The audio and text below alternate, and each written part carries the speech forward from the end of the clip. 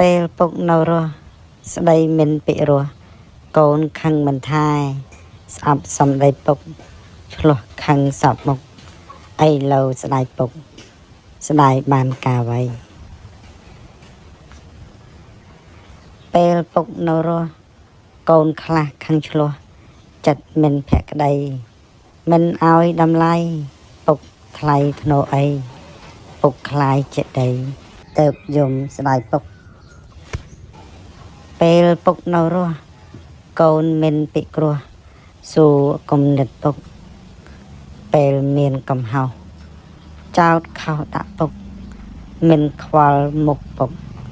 អារម្មណ៍ពុកទេកូនខ្លះទុកពុកមិនស្គាល់គុណពុកពុកដូចខ្ញុំគេមិនដឹងគុណពុកមើលពុកថែទេកូនខ្លះហ៊ានជេរ